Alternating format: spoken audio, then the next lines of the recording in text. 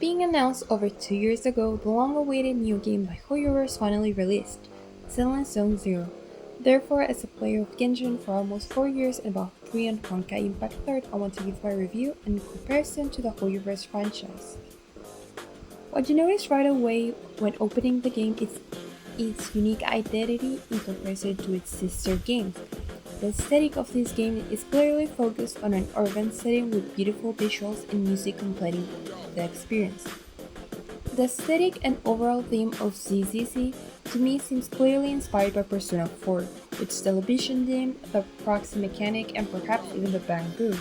The television theme and its use as an aesthetic is one of the focal points of the game Persona 4. It's used not only as a visual resource but also as a way to drive the story, which is done in a similar fashion in ZZZ. Now onto the proxy mechanic, it reminds me of the overall story of Persona, where the characters act as proxies to fight, and also the overarching theme of having different identities, much like our main characters in Zenless do. Now the Bangu, this might be a bit of a rich, but it reminds me of Kuma, a tiny version of him. Now into the actual gameplay and more aspects of the world. The direction of the game left me quite puzzled, to be honest, because the game is good. It's really balanced, but that's just it. It's okay. I've been liking the game, but nothing really stands out. Nothing has really grabbed my attention for it to be one of my mains in my library. Now, let me elaborate more on this, but also keeping in mind that this is a new release, plus the game is going to keep evolving. Now, the open world is pretty. It's really stylish and there are mini games, the NPCs are nice, the music and the cohesiveness of it and the overall game leaves a pleasant feeling. However, it feels restricted.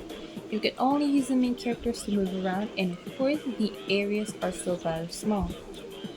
Now, this isn't an issue by itself, of course. The game doesn't seem to be focused on the open world to begin with, and it's just a release. However, it can become an issue when it's paired with my following points. Onto the combat. At first, it feels nice, it's intuitive and not complicated. However, it goes to the point of feeling repetitive and restricting. Within the Hoyoverse games, Genshin and Honkai Impact, I'm not gonna consider it for this one because it's turn-based. I've always thought that High 3 is by far more developed and fun in terms of combat, which I thought would be surpassed by Zenless Zone Zero. And it seems like it's not the case, unless they get more creative with its mechanics. In my opinion, Zenless does make the combat more exciting than Genshin with its fast-paced feeling thanks to the fairy mechanic, making the combat feel a lot more dynamic and engaging. However, High 3 still comes out the victor. Honkai has been real creative since release with its kits. Of course, it would be unfair to compare an 8-year-old game with a freshly released one, but I do believe Silent has the advantage of having the accumulated experience from its siblings. Therefore, I think it's fair to expect a bit more in this area. Combat at the moment feels rather limited, so perhaps in the next updates they start to experiment on it. Onto the gacha. I was a bit surprised at this point. The overall wasn't the game's forte, and the combat isn't the best either. So being a gacha, perhaps the character design and the gacha aspect will be the protagonist of the game. However, it doesn't seem to be the case.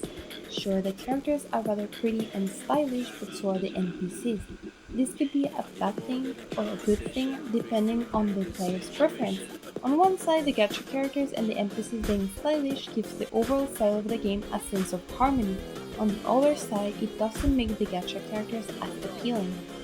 So, looking at the overall of the game, it is fun. I've been enjoying it, but it feels quite limited and repetitive. It lacks the main focus. Zenless, Genshin, Honkai, and Star Rail all share being a gacha, having an open world, a story, and having combat mechanics. When it comes to Genshin, players are ultimately sold by its stunning open world and its world building slash lore. In Honkai, while the open world is not the best, the combat is really fun and diverse. The endgame content in this game is very fun, and as well as its content rotations. The gacha characters are very pretty and stand out a lot from NPCs. In Star Rail, the combat is turn-based, plus appeal to that player base, and the story is incredible. Which leaves me questioning what is the strength of Zenless Zone Zero. So far, it feels like a game that is more enjoyable playing it casually and not thinking too much about it. But once you focus on it and try to get more into it, the player might not feel bored because it lacks a winning point, and maybe even a direction or goal.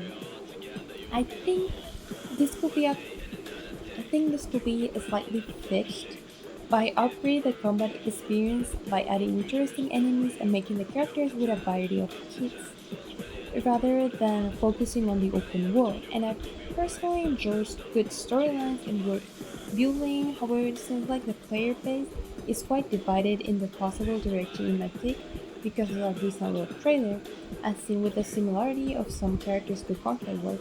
However, this will be a topic to for a different video. Who can I recommend this game to? I would recommend this game to those who are looking for a game to play if you want to relax and play casually. Currently, it seems to lack a meaningful direction or something strong enough to keep the player excited. Therefore, if it's played looking for something like that, it might not feel repetitive. So I think it's best to enjoy by not thinking too much about it and enjoying the visuals and music. If I have to give it a rating, I will give it a solid 3.5 out of 5. Now this is all my personal opinion and I'm looking forward to how this game goes on. Thank you so much for watching.